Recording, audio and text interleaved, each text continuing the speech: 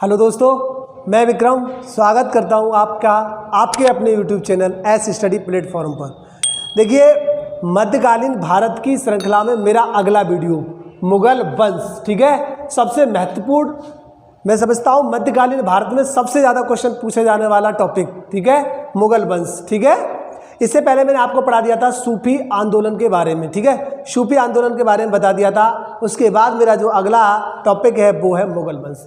मुगल वंश की बात करते हैं हम। सबसे पहले देखिए, मुगल वंश की स्थापना देखिए कब हुई थी? 1526 ईस्वी में, और ये चला था कब तक? 1707 ईस्वी तक। आगे चलता है 1707 ईस्वी से कब तक चलता है? 1857। लेकिन उसके बाद जो उसको मानते हैं हम, क्या कहते हैं, 1707 से मानते हैं 1857 को उत्तर मुगल काल के नाम से जानते हैं। ठीक है, देखिए, जो 1526 ईस्वी से 1707 ईस्वी तक जो मुगल वंश के जो शासक हुए थे, सबसे ताकतवर और महत्वपूर्ण शासक हुए थे, जैसे बाबर, हुमायूं, ठीक है, बाबर, हुमायूं, अकबर, जहांगीर, शाहजहां, औरंगजेब, ये सब ताकतवर शासक हुए थे। उसके बाद क्या होता है? औरंगजेब की मृत्यु 1707 ईस्वी में हो जाती है। उसके बाद क्या होता है कि मुगल वंश टूटने लगता है, और टूटते टूटते 1857 ईस्वी में पूर्णतः समाप्त हो जाता है। और 1707 से लेकर के 1857 के तक के जो मुगल शासन को हम पढ़ते हैं, उत्तर मुगल काल के नाम से जानते हैं।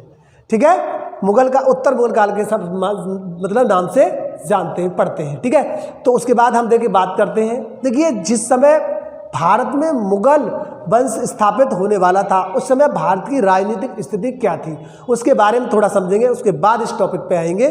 तो देखिए, क्या स्थिति थी भारत में? दिल्ली सल्तनत के सबसे अंतिम वंश लोधी वंश का शासन चल रहा था, और इब्राहिम लोधी शासन कर रहा था। ठीक है, अंतिम शासक था और अंतिम वंश था। ठीक है, उस समय शासन कर रहा था। और भारत में अन्य क्षेत्रों में, जैसे मान लीजिए राजस्थान क्षेत्र में क्या कहते हैं, राणा सागा का शासन था। और दक्षिण भारत में कृष्णदेव राय और बहमनी साम्राज्य, जो बहमनी साम्राज्य था वो 5 शाखाओं में बट चुका था। ठीक है, तो उस समय यह स्थिति थी, भारत में कोई केंद्रीय शक्ति नहीं थी। जब केंद्रीय शक्ति नहीं थी, तो ऐसी स्थिति में विदेशियों को आक्रमण करने का अच्छा मौका मिला। ठीक है, अच्छा मौका मिला। और इसके बाद क्या हुआ था? जो लोधी वंश का अंतिम शासक था इब्राहिम लोधी, तो उसका जो चाचा था, और क्या कहते हैं, पंजाब का जो शासक था, क्या नाम है उसका? दौलत खां।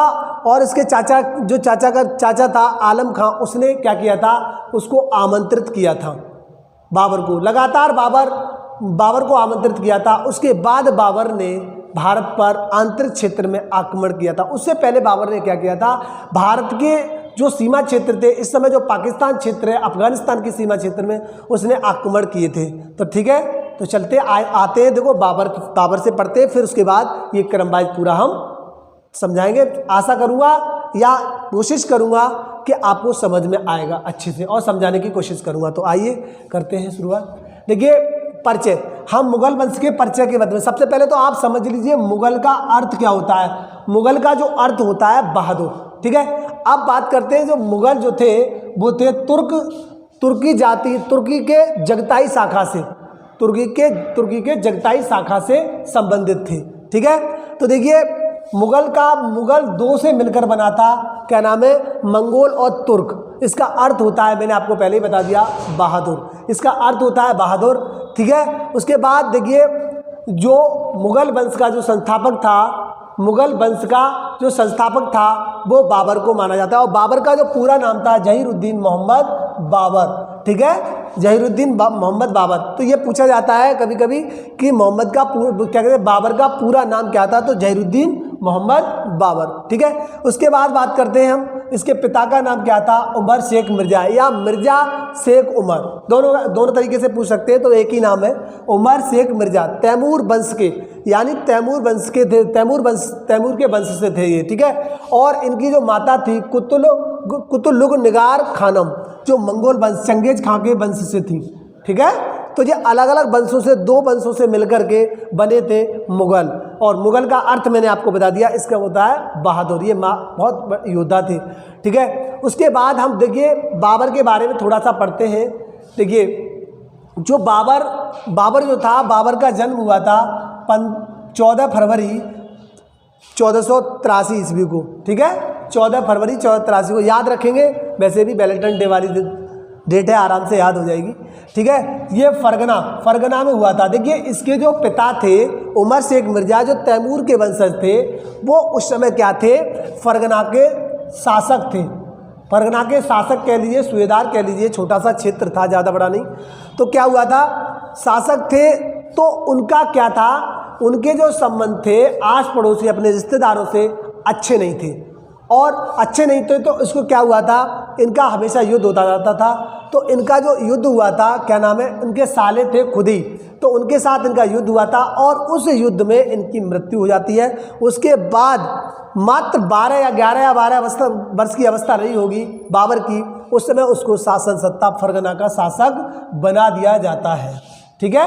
उस समय उसको क्या बना दिया, फरगना का शासक बन गया। तो यानी मान लीजिएगा जो बाबर था, बाबर की स्थिति क्या थी, ऐसे इससे पहले तो उसके पिता के ही दुश्मन बहुत सारे थे, लेकिन उसके बाद उसको शासन सत्ता मिली थी, मात्र 12 वर्ष या 11 वर्ष की अवस्था में मिली थी।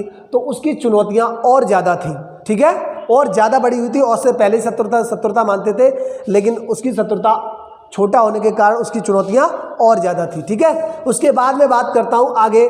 देखिए इसने क्या किया था, अपना शासक बनने के बाद अपने शासन को बचाए रखने के लिए और अपने शासन का विस्तार करने के लिए सबसे पहले उसने क्या किया था कि अपने उसी क्षेत्र में बाबर ने क्या किया था, 1494 ईस्वी, जिस साल शासक बना था उसी समय उसने एक क्षेत्र था तुर्की की राजधानी, ठीक है, राजधानी, तो क्या किया था उसने, उसकी ओर अभियान किया था और उससे क्या कहते हैं, उस पर आक्रमण किया था। आक्रमण में क्या हुआ था, इसको असफलता हासिल लगी और ये उस अभियान में असफल रहा, ठीक है।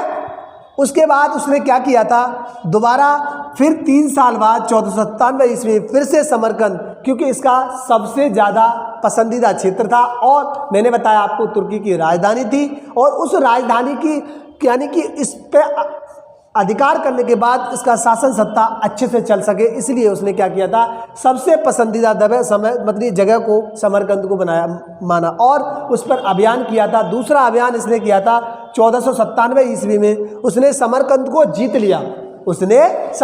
जीत लिया, लेकिन लंबे समय तक उस पर अपना अधिकार नहीं जमा पाया था। मात्र 100 दिन के बाद ही उसको वहाँ से छोड़कर भागना पड़ा था, ठीक है, क्योंकि प्रॉब्लम समस्या हुई, क्योंकि उन्होंने उसको भगा दिया वहाँ से हरा करके, ठीक है, भाग गया। उसके बाद क्या किया था उसने, 1501 ईस्वी में फिर से समरकंद पर अभियान किया, जिसमें उसने क्या किया था, उसको फिर से जीत लिया और उसमें मात्र 8 माह तक उसने क्या किया, 8 माह तक उस पर नियंत्रण रख सका और उसके बाद फिर उसको वहाँ से हटना पड़ा, उसको समरकंद को फिर से छोड़ना पड़ा, ठीक है। देखिए अब क्या किया था उसने, क्या किया, अब देखो बार बार असफलता हाथ लग रही है। अब आप इससे समझ सकते हैं बार बार असफलता हाथ लगने का मतलब क्या है कि बाबर ने क्या किया था कि इतनी बार आक्रमण समरकंद पर किए थे, फिर उसको जितनी बार असफलता मिली फिर भी उसने क्या किया, उस जगह को छोड़ने का मन नहीं बनाया और लगातार उसके खिलाफ अभियान चलाता रहा। और उसको एक बार क्या कहते हैं, पहली बार असफलता मिली, दूसरी बार 100 दिन तक अधिकार करने को मिला और तीसरी बार क्या किया था, 8 माह तक। तो देख लीजिए आप, इससे क्या है, हम आप शिक्षा भी ले सकते हैं कि स्टूडेंट लाइफ में अगर असफलता मिल रही है तो घबराने की ज़रूरत नहीं है, अच्छा कर सकते हैं हम। असफलता क्या होता है, सफलता को आगे बढ़ाने के लिए हमें प्रमोट करती है असफलता। अगर हम एक बार असफल हो गए तो दूसरी बार फिर से प्रयास करिए, उससे अच्छा मिलेगा हमको। तो देखिए क्या किया था उसने, 8 माह तक इस पर क्या किया था, शासन, यानी 8 माह तक नियंत्रण रखा, उसके बाद फिर से वहाँ से उसको भागना पड़ा था, ठीक है। उसके बाद बात करते हैं 1504 ईस्वी, उसने क्या किया, सोचा समरकंद की ओर उसको असफलता मिल लग रही थी, क्योंकि उधर शासन सत्ता केंद्रीय शक्ति थोड़ी ताकतवर थी, इसलिए उसको क्या लग रहा था कि शासन सत्ता पर नियंत्रण रख पाना उधर ज़्यादा कठिन हो रहा था। तो उसने क्या किया था, जो भारत के सीमा क्षेत्र, इस समय जो पाकिस्तान अफगानिस्तान क्षेत्र है, उसमें उसने क्या किया था, 1504 ईस्वी में एक अभियान चलाया था। इस अभियान के तहत उसने क्या किया, काबुल और गजनी क्षेत्र को उसने जीत लिया। क्या किया था उसने, क्या किया था, इधर काबुल और गजनी क्षेत्र को जीत लिया था, ठीक है, जीत लिया और वहाँ से वापस लौट लिया, ऐसे मान लो कब्जा कर लिया वहाँ तक, ठीक है। ज़्यादा देर नहीं रुकता था, अपने क्षेत्र पर ज़्यादा नियंत्रण रखने की कोशिश करता था। ठीक है, उसके बाद क्या किया था 1507 इसने इस जीत से प्रोत्साहित होकर के एक उपाधि धारण की थी। देखिए इसके जो पूर्वज थे मिर्जा की उपाधि धारण किया करते, लेकिन इसने परंपरा को तोड़ करके क्या किया था, जो काबुल और गजनी विजय के उपलक्ष्य में इसने पादशाह की उपाधि धारण की थी। किसकी उपाधि धारण की थी? पादशाह की उपाधि धारण की थी। ठीक है, उपाधि धारण की थी। अब उसके बाद क्या किया था, उसने इस क्षेत्र को जीत लिया। अब देखिए उसका प्रयास देखिएगा, उसने समरकंद को फिर से नहीं छोड़ा और फिर से उसने क्या किया था 1511 ईस्वी में फिर से समरकंद पर आक्रमण किया था और उसने उसको जीत लिया। उसने उसको जीता, लेकिन फिर भी उसके साथ वही हुआ जो पहले होता रहा, केवल 1 साल तक उस पर कब्जा रख सका। उसके बाद फिर उसको वहाँ से हटना पड़ा था, उस पर नियंत्रण छोड़ना पड़ा था। ठीक है, उसने क्या किया, उसने फिर सोचा कि मुझे इस क्षेत्र में बार बार असफलता मिल रही है, तो उसने क्या किया कि उस क्षेत्र की आशा को छोड़ करके उसने क्या किया था, क्या कहते हैं, भारत की ओर क्या किया था, अभियान किया था। अब मैंने बताया मध्य एशिया और समरकंद को छोड़कर असफलता हाथ लगने के बाद उसने भारत की ओर अभियान किया था। अब क्या किया था, भारत की ओर अभियान किया था, तो उसने भारत जो उस समय पाकिस्तान क्षेत्र पड़ता है उस क्षेत्र की ओर अभियान किया और उसने वहाँ के सीमा क्षेत्रों को जीता था। ठीक है, जीतने के बाद वो तुरंत वापस चला जाता था। ठीक है, उसके बाद क्या करते हैं, देखिए हम बताते हैं भारत पर बाबर के आक्रमण। देखिए भारत पर आक्रमण, जो इसके जो आक्रमण पहले शुरुआती आक्रमण हुए थे वो भारत के पाकिस्तान क्षेत्र जो पड़ता है उस क्षेत्र में इसके आक्रमण शुरुआती हुए थे। ठीक है, उसके बाद बात करते हैं हम कि 1519 ईस्वी में बाबर ने भारत के सीमा क्षेत्र में, यानी जो अफगानिस्तान सीमा है, भारत की पाकिस्तानी सीमा को क्या कहते हैं, उस सीमा को जीता। बाजौर क्षेत्र और भेरा को जीता, इसने जीत लिया और वापस चला गया। ठीक है, उसके बाद पुनः उसने 1519 ईस्वी में पेशावर को जीता। पेशावर से सियालकोट तक, यानी सियालकोट तो नीचे वाले में है, पेशावर को जीता था। ठीक है, 1519 ईस्वी में। उसके बाद आते हैं 1520 ईस्वी में बाजौर और भेरा को पंजाब के सियालकोट तक उसने अधिकार कर लिया। 1520 ईस्वी में उसने क्या किया था, जो 1520 ईस्वी में जो अभियान किया था उसके तहत उसने क्या किया, बाजौर, भेरा और पंजाब के सियालकोट तक अपना अधिकार कर लिया था। ठीक है, उसके बाद बात करते हैं इसने क्या किया, 1524 ईस्वी में उसने लाहौर शायद लगभग पंजाब के अधिकांश भाग को अपने कब्जे में ले लिया। क्या किया था, उसने अधिकांश भाग को अपने कब्जे में ले लिया था। अब मैं आपको पहले भी बता चुका हूँ, फिर से बात करता हूँ। देखिए ये इसके जो आक्रमण थे, इसके जो अभियान थे बाहरी आक्रमण थे, यानी सीमा क्षेत्र में थे। इसका आंतरिक आक्रमण जो हम पढ़ेंगे वो आगे हम बताएंगे, यानी कि जैसे पानीपत का युद्ध, खानवा का युद्ध, चंदेरी का और घाघरा का युद्ध। इसने 4 प्रमुख भारत में युद्ध किए थे और चारों को उसने जीता था। तो देखिए मैं बता रहा हूँ बाबर के समय भारत की स्थिति क्या थी। भारत की स्थिति मैंने बताया था कि मेवाड़ क्षेत्र जो है, राजस्थानी जो क्षेत्र है, उसमें क्या था, राजपूत वंश, क्या कहते हैं, राजपूत वंश राणा सागा का शासन था उस समय पर। ठीक है, और मैंने बताया था दक्षिण भारत में बहमनी और कृष्णदेव राय का एक मजबूत शासन चल रहा था। ठीक है, और एक बात स्थिति और थी कि और दिल्ली में क्या चल रहा था, दिल्ली सल्तनत का अंतिम वंश लोधी वंश शासन कर रहा था। ठीक है, जब ये सीमा क्षेत्र में शासन कर रहा था, सीमा क्षेत्र में जब ये आक्रमण कर रहा था बाबर, तो भारत के सभी राजाओं को मालूम था, लेकिन किसी ने एक्शन नहीं लिया। तो क्या किया था इसने, इब्राहिम लोधी को इसके बारे में भी जानकारी थी, लेकिन इसने क्या कहा, इसने सोचा कि जब ये दिल्ली की ओर आक्रमण करेगा तब हम उसका मुकाबला करेंगे। लेकिन यही कमी भारत की रही थी हमेशा से। जब जब विदेशियों ने भारत पर आक्रमण किया था तो किसी भी आपसी दुश्मनी के कारण किसी भी शासक ने कभी भी किसी का साथ नहीं दिया। इसी कारण भारत में विदेशी आक्रमणकारी भारत को आए और लूट के भारत को ले गए। इसी प्रकार से क्या हुआ, बाबर आया, लेकिन बाबर ने ऐसा नहीं किया। क्योंकि बाबर ने अपनी आत्मकथा में लिखा है कि उसने कभी भी 2 रमजान एक जगह नहीं मनाए, अर्थात वह भटकता रहा, कभी जीत के लिए तो कभी हारने के बाद भागता रहा था। ठीक है, उसकी स्थिति ये थी। ठीक, तो क्या किया था उस समय भारत की स्थिति क्या थी और क्या था, जब वो सीमा क्षेत्रों में जीत रहा था तो देखिए पंजाब का एक शासक था दौलत खां। ठीक है, और इब्राहिम लोधी का चाचा था आलम खां, और राणा सागा जो था उसने भी क्या कहते हैं बाबर को आमंत्रित किया था भारत में आक्रमण करने के लिए। किसके खिलाफ, क्या सोचा उसने, इन्होंने ये सोचा राणा सागा ने भी ये सोचा कि जैसे कि पुराने और शासक जो आए थे, क्योंकि ये लड़ने के बाद वापस लौट रहा था, तो इसकी स्थिति यही थी। ये सोचा इन लोगों ने कि ये शासन सत्ता नहीं स्थापित करेगा और यहाँ से धन लूटेगा, और जैसे महमूद गजनवी, मोहम्मद गौरी, अन्य पुराने जो पहले शासक आए थे उसी की तरह से ये वापस लौट जाएगा। लेकिन इसके विपरीत हुआ, क्योंकि बाबर ने भारत में मुगल वंश की स्थापना की थी। ठीक है, तो देखिए आगे बढ़ते हैं हम। तो देखिए हम बात करते हैं सबसे पहले पानीपत के युद्ध की बात। पानीपत का प्रथम युद्ध, पानीपत का जो प्रथम युद्ध हुआ था वो 21 अप्रैल 1526 ईस्वी को हुआ था। 21 अप्रैल 1526 ईस्वी को 21 अप्रैल 1526 ईस्वी को हुआ था, जिसमें बाबर ने किसको किया था? इब्राहिम लोदी को पराजित किया था। देखिए इब्राहिम लोदी एक पहला ऐसा शासक था जिसने क्या किया था कि जो युद्ध स्थल पर मारा गया था। ठीक है, युद्ध स्थल पर। देखिए ऐसा नहीं था कि इब्राहिम लोदी के पास सेना नहीं थी। इब्राहिम लोदी के पास सेना 1 लाख सेना थी इससे लड़ने के लिए बाबर से, लेकिन जबकि बाबर के पास मात्र 12,000 सैनिक थे, फिर भी उसने इसको हरा दिया था।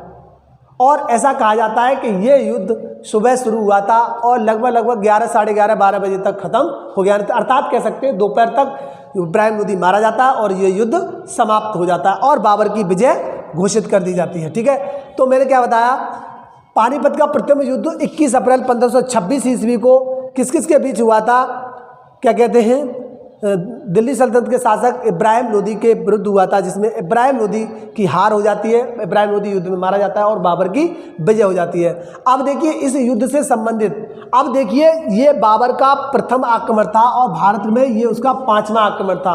आंतरिक क्षेत्र में प्रथम आक्रमण था, जिसके बाद बाबर को क्या है, भारत में घुसने का एक मजबूत रास्ता मिल गया। ठीक है, तो उसने क्या हुआ, भारत में क्या हुआ था, उसने जब पहली बार आक्रमण किया था तो भारत में पहली बार तोप खाने का प्रयोग हुआ था। किसका प्रयोग हुआ था? भारत में तोपों का जो प्रयोग किया था सबसे पहले बाबर ने किया था। ठीक है, अब उसने क्या किया था, इस युद्ध को लड़ने के लिए तुगलगमा मतलब तुलगमा नीति का प्रयोग किया था, जो उसने उज्बेक जनजाति थी उससे सीखी थी। पूछा जाता है कि उसने जो तुलगमा जो नीति थी वो किससे सीखी थी? क्या हुआ था, जो उज्बेक जनजाति थी उससे मतलब उसने जीता था और पहली बार क्या कहते हैं, तुलगमा नीति का प्रयोग किया था, तुलगमा नीति का। ठीक है, और उसने तोप सजाने की उस्मानी पद्धति का प्रयोग किया था। देखिए उस्मानी पद्धति एक बहुत ज़्यादा अच्छी पद्धति, ऐसे तोप सजाना जिससे कि दुश्मन को बहुत ज़्यादा नुकसान हो और उसका फ़ायदा हमें मिले। देखिए इसका फ़ायदा इससे ही लगाया जा सकता है कि इब्राहिम लोदी की जो सेना थी वो 1 लाख थी। ठीक है, 1 लाख थी, जबकि 12,000 सैनिक थे किसके? बाबर के। तो 12,000 सैनिकों ने किसको हरा दिया था और 1 लाख सेना को हरा दिया था। 1 लाख सैनिकों को आप अंदाज़ा लगा सकते हैं, 12,000 सैनिक वो भी दोपहर तक हरा रहे, शाम तक भी युद्ध नहीं चला, क्योंकि दोपहर तक ही क्या कहते हैं, इब्राहिम लोदी मारा जाता है और युद्ध समाप्त हो जाता है। इसके जो तोपची थे, तोप संचालक, यानी जिसके नेतृत्व में तोपों का संचालन किया गया था, उनका नाम पूछ गया था उस्ताद अली कुली। क्या था? उस्ताद अली कुली। और दूसरा था बंदूकधारियों का जो नेतृत्व कर रहा था वो था उस्ताद मुस्तफ़ा। ठीक है, तो ये दोनों नाम आप याद रखेंगे। ठीक है, उसके बाद बात करते हैं इस युद्ध को जीतने के बाद 1526 ईस्वी में ही क्या किया था, बाबर ने बादशाह की उपाधि धारण की थी। क्या किया था? बादशाह की उपाधि धारण की थी और मुगल वंश की स्थापना की थी। मैंने बताया इसी के बाद उसको रास्ता मिल गया और उसने क्या किया था, मुगल वंश की स्थापना की थी। अब इस युद्ध के बाद उसने क्या किया था, अपने क्षेत्र में जाकर के, काबुल क्षेत्र में जाकर के उसने क्या किया था कि अपनी उदारता का परिचय, यानी उदारता कलंदर कहा जाता है, उसने चांदी के सिक्के बंटवाए अपनी जनता में, और क्या कहते हैं, अपनी जनता में और अपने सैनिकों में चांदी के सिक्के बंटवाए थे। और क्या हुआ था, इसके कारण उसको कलंदर कहा जाता है। तो आपको पता लग गया पानीपत का प्रथम युद्ध के बारे में। ठीक है, दूसरी बात करते हैं अगला खानवा का युद्ध। देखो एक बात हमेशा याद रखो, अगर घर से जिसने गद्दारी की है उसको हमेशा ही घाटा हुआ है। उसका घाटा देखिए, आप देखते हैं 1527 ईस्वी में जिस राणा सागा ने इब्राहिम लोदी के विरुद्ध किसको आमंत्रित किया था, बाबर को लड़ने के लिए आमंत्रित किया था, उसको उसने क्या किया था, उसको भी उसने युद्ध में 1527 ईस्वी में हरा दिया था। 16-17 मार्च दोनों में से कोई सी हो सकती है। 1527 ईस्वी आप याद रखें। तो खानवा के युद्ध में, खानवा का जो युद्ध हुआ था, उस युद्ध में उसने क्या किया था, राणा सागा को युद्ध में पराजित किया था। ऐसा कहा जाता है राणा सागा बहुत ही ज़्यादा क्या कहते हैं, महान योद्धा था। उसके शरीर में 80 घाव थे। उसने लगभग 100 लड़ाइयाँ लड़ी थी और लगभग सभी को जीता था। तो राणा से उसने क्या किया था, बाबर ने पता इब्राहिम लोदी के बारे में अपनी आत्मकथा में लिखा है कि इब्राहिम लोदी एक डरपोक शासक था, जबकि राणा एक बहुत शक्तिशाली शासक था। तो उसने क्या किया था, उसको पता था कि अगर भारत में मुगल सत्ता स्थापित करनी है तो हमें राणा सागा को हराना निश्चित करना होगा, निश्चित हराना होगा, तभी हमारी शासन सत्ता स्थापित हो सकती है, नहीं तो बुखार फेंक देगा। ठीक है, तो उसने क्या किया था, इस युद्ध को जीतने के लिए एक जिहाद का नारा दिया था। जिहाद का नारे से मतलब समझते हैं, क्योंकि इसने ये कहा अपने सैनिकों से, सारे सैनिकों से ये कहा था कि अब हम युद्ध किसके लिए, शासन के लिए नहीं लड़ रहे, हम इस्लाम की रक्षा के लिए लड़ रहे हैं। क्योंकि जो इब्राहिम लोदी के विरुद्ध जो युद्ध किया था उसमें राणा सागा ने क्या किया था, बाबर का साथ नहीं दिया था। कोई तो देखो, युद्ध लड़ने के लिए कोई तो बहाना चाहिए, तो उसने यही बहाना लगा करके क्या किया था, राणा सागा के विरुद्ध युद्ध किया था। तो उसने जिहाद का नारा दिया था और इस युद्ध में उसने क्या किया था, इस युद्ध में राणा सागा को पराजित किया था। देखिए, अब इस युद्ध के बाद उसने गाजी की उपाधि धारण की थी। गाजी कहा जाता है काफिरों को मारने वाला, यानी गैर इस्लामिक को ये क्या मानते हैं, काफिर मानते हैं। ठीक है, काफिरों को मारने वाला। ठीक, बात समझ में आ गई। देखिए, इस युद्ध के बारे में थोड़ा सा चर्चा कर लेता हूँ, हल्की सी और ज़्यादा। इस युद्ध में इतना हुआ था, इस युद्ध में कई राजपूत राजाओं की हत्या कर दी गई, हत्या की गई थी। हत्या करके उनके जो सर थे मुंडी काट करके एक मीनार सी बना दी गई थी, और मीनार सी बनाने के बाद उसके वो चारों ओर घूम करके जश्न मनाया गया था। ठीक है, उस युद्ध में। ठीक है, और इस युद्ध में क्या हुआ था, राणा सागा घायल हो जाता है और उसे युद्ध से हटा लिया जाता है, और इस युद्ध में राणा सागा की हार हो जाती है। तो राजपूत शासकों को काफिर बोला गया। इन्होंने क्या, गैर इस्लाम को काफिर बोल करके, काफिरों को मार करके उसकी मीनार बना करके उसके चारों ओर इन्होंने जश्न मनाया था। ठीक है, बात समझ में आ गई। तो देखिए, खानवा के युद्ध से इतने प्रश्न इससे मिल जाएगा आपको। ठीक है, उसके बाद बात करते हैं हम चंदेरी का युद्ध। देखिए, चंदेरी का युद्ध भी क्या था, एक मालवा और बुंदेलखंड का सीमा क्षेत्र था। वो राजनीतिक और व्यापारिक क्षेत्र, बहुत अच्छा क्षेत्र था। और यहाँ का जो शासक था मेदिनी राय ने क्या किया था, जो राणा सागा थे उन राणा सागा का साथ दिया था। और इसी बात को लेकर के 1528 ईस्वी में क्या किया था इसने, जो क्या नाम था, जो बाबर था, उसने कहा इसको भी उसने क्या दिया, जिहाद का नारा दिया। उसने कहा ये भी युद्ध हमारा क्या है कि धर्म के लिए लड़ रहे हैं, हम धर्म की रक्षा के लिए लड़ रहे हैं।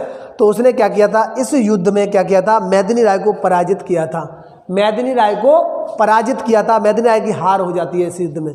ठीक है, इससे पहले इसने क्या कहा था, राणा सागा के साथ न देने, इसने कहा या तो हमारी आधीनता स्वीकार करो नहीं तो हमसे लड़ो। तो इन्होंने क्या किया था, मेदिनी राय ने आधीनता स्वीकार करने से मना कर दिया, और इसने उसके उपरांत उसने क्या किया, इसके आक्रमण कर दिया। आक्रमण करने के बाद उनको हरा दिया। और इसने क्या किया था, जो मेदिनी राय की 2 पुत्रियां थी, उसने अपने पुत्र हुमायूं और कामरान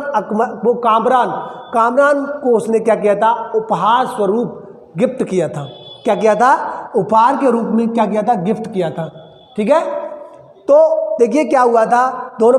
उसके बाद इस युद्ध में भी उसने क्या किया था, जिहाद का नारा दिया था। और मैं आपको एक बात फिर से बता दूं कि इस युद्ध भी, ये भी युद्ध राजपूतों के खिलाफ था।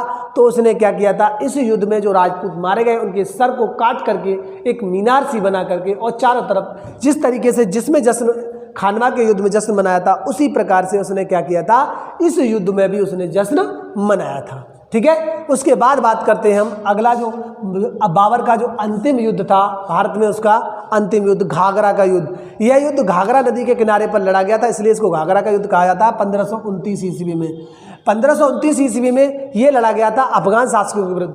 अफगान शासक जो इब्राहिम लोदी था, इब्राहिम लोदी का जो भाई था, क्या नाम था उसका, महमूद लोदी के विरुद्ध था।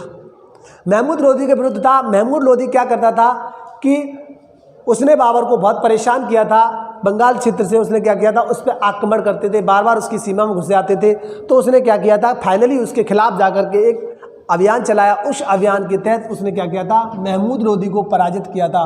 और उसका ये अंतिम युद्ध था, भारत में अंतिम युद्ध था। ठीक है, अब फाइनली दिसंबर 1530 ईस्वी को, 1530 याद रखिएगा। तो देखिए 1530 ईस्वी में उसकी मृत्यु हो जाती है। देखिए विभिन्न लोगों का, विभिन्न इतिहासकारों का कहना है कि इसका क्या कहते हैं, बाबर की मृत्यु को लेकर के, बाबर की मृत्यु जो हुई थी, कुछ इतिहासकार कहते हैं कि बाबर भारत की जो जलवायु थी उससे मेंटेन नहीं रख पाया और उसके कारण उसकी मृत्यु हो जाती है। ठीक है, उसकी मृत्यु हो जाती है, उसको वो उस जलवायु के अकॉर्डिंग अपने को उस क्षेत्र में नहीं ढाल पाया, इसके कारण की 26 दिसंबर 1530 ईस्वी को मृत्यु हो जाती है। ठीक है, दूसरा एक कारण और बताते हैं कि बाबर को अधिक दारू सेवन, अफीम खाने का शौक था, उसके कारण भी, वह भी कारण उसकी मृत्यु का बना था। तीसरा कारण गुलबदन बेगम का जो गुलबदन बेगम के द्वारा जो लिखा गया है साहित्य, उसमें बताया गया है, उससे जानकारी मिलती है कि बाबर को इब्राहिम लोदी की माँ ने क्या किया था, खाने जो खीर खाई थी उसके हाथ की, उसमें उसने जहर दे दिया। उस जहर का असर ऐसा था जो धीरे धीरे होता था और उस धीरे धीरे असर होने के कारण उसकी मृत्यु हो जाती है। ठीक है, उसके बाद उसके शव का क्या हुआ, उसके शव को आगरा में उसने आराम बाग बनवाया था, उस आराम बाग में दफनाया गया था। लेकिन बाद में क्या हुआ था, उसने अपनी आत्मकथा में लिखा था कि मेरा अंतिम संस्कार कहाँ किया जाए, काबुल में किया जाए। तो उसको क्या किया था, काबुल में दफनाया गया था। ठीक है, वहाँ से उखाड़ करके काबुल ले गए थे। ठीक है, उसके द्वारा उसने एक क्या कहते हैं, तुझके बाबरी की रचना की, जो उसकी आत्मकथा है, जिसे बाबरनामा के नाम से जाना जाता है। ठीक है, और उसने एक रचना और की थी, रिसाल ए उसज, इसको खत ए बाबरी कहा जाता है। क्या कहा जाता है, खत ए बाबरी। ठीक है, इसने क्या कहता है, मुवैयान शैली की शुरुआत की थी, एक लेखन शैली थी, उसकी शुरुआत की थी। ठीक है, इसने क्या किया था, एक शैली थी मुवैयान शैली, लेखन शैली थी, उसकी शुरुआत इसके द्वारा की गई थी। ठीक है, इसने एक क्या चलाया था, शाहरुख नामक सिक्का चलाया था, शाहरुख नामक चांदी का सिक्का चलाया था, इसके द्वारा चलाया गया था। ठीक है, जो बाबरी मस्जिद जो प्रसिद्ध जो चर्चा का विषय बना था, चर्चा का विषय, उसके ऊपर विवाद भी हुआ था। आज राम मंदिर का उसी जगह निर्माण हो रहा है। तो देखिएगा क्या कहते हैं, बाबरी मस्जिद जो है, उस बाबरी मस्जिद को इसके जो सेनापति था उस मीर बाकी ने बनवाया था, मंदिर को तोड़वा करके। ठीक है, तो ये चर्चा का विषय रही है बहुत ज़्यादा, इसको भी आप पूछ सकता है। ठीक है, तो देखिए आपको समझ में आएगा, 4 युद्ध इसके द्वारा लड़े गए थे भारत में, पानीपत का युद्ध, खानवा का युद्ध, चंदेरी का युद्ध, घाघरा का युद्ध। आप चाहो तो देखो, बहुत सारे लोग ट्रिक से याद कर सकते हैं, ट्रिक से भी याद कर लो, पानी पिया, खाना खाया, चाय पी और घर चला गया। ठीक है, तो देखो याद कर सकते हो, कैसे भी याद कर लो, आपका वैसे तो डिटेल में पढ़ना ज़्यादा बेटर रहता है। देखिए मैं एक बार से फिर से रिकॉल कर लेता हूँ इसको। ठीक है, देखिए मैंने बताया इनके परिचय के संबंधित तुर्की की जगताई शाखा से संबंधित थे। देखिए मुगल का अर्थ होता है बहादुर। ठीक है, इसका संस्थापक बाबर को माना जाता है, जहीरुद्दीन मोहम्मद बाबर के नाम से जाना जाता है। ठीक है, अब इनकी पिता का नाम उमर शेख मिर्जा या मिर्जा शेख उमर तैमूर वंश से थे, और इनकी माँ का नाम था कुतुलुग निगार खानम या कुतुल निगार बेगम भी कह सकते हैं, मंगोल वंश से थी, चंगेज खां के वंश से। बाबर का जन्म 14 फरवरी 1583 ईस्वी को हुआ था, फरगना में हुआ था। ठीक है, वैलेंटाइन डे का दिन है।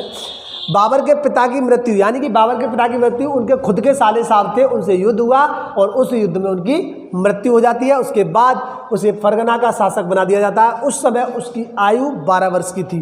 ठीक है, बाबर ने 1494 ईस्वी में समरकंद को जीतने का प्रयास किया था, इस प्रयास में ये असफल रहा था। इसके बाद उसने 3 साल बाद फिर से उसने समरकंद की ओर अभियान किया था और उस अभियान में उसने उसको जीता था और 100 दिन उस पर अपना अधिकार जमा रखा। उसके बाद उसे छोड़ना पड़ा। ठीक है, उसके बाद 1501 ईस्वी में फिर से उसने अभियान किया था। उस अभियान में उसने क्या किया था, उसको जीता और 8 माह तक उस पर अपनी शासन सत्ता स्थापित कर पाया। उसके बाद उसे वहाँ से फिर से भागना पड़ा। 1504 ईस्वी में उसने काबुल और गजनी का क्षेत्र को जीता। कहते हैं उसने सोचा उस क्षेत्र में मेरी पेश नहीं पड़ रही, तो उसने क्या किया, इस क्षेत्र की ओर आक्रमण किया। तो क्या किया था, भारतीयों तो गजनी जो क्या कहते हैं अफगानिस्तान क्षेत्र में काबुल गजनी का क्षेत्र को जीता। ठीक है, और इस जीत के बाद उसने पातशाह की उपाधि धारण की थी और उसने 1511 ईस्वी में फिर से समरकंद पर आक्रमण किया था और उसको क्या कहते हैं अपने नियंत्रण में क्या कहते हैं 1 साल तक नियंत्रण रखा, उसके बाद फिर से छोड़ना पड़ा।